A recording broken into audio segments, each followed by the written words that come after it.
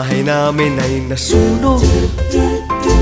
Salamat po, Ama. Gutong dinadaan sa kwarto.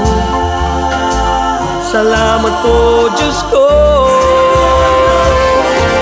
Sa haba ng aming pag-uusap, nabuong isang pangarap. Ngayon ay tulong-tulong upang muling bumangon. Maraming salamat po. Salamat po, Panginoon. Dati kasi sa bahay naming malaki, parang di magkakakilala.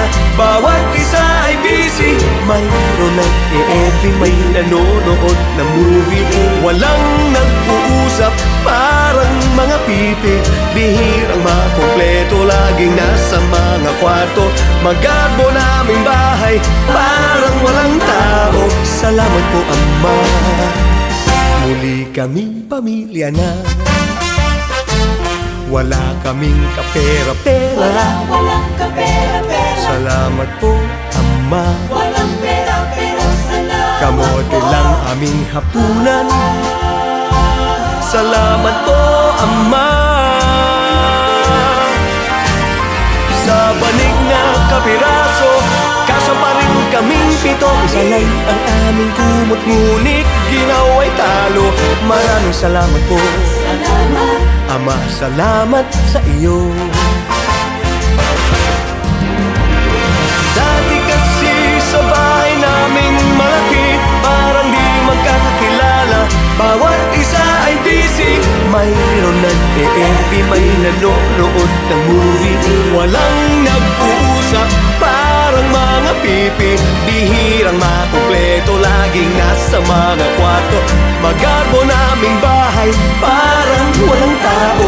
Salamat po, Ama. Muli kami pamilya na.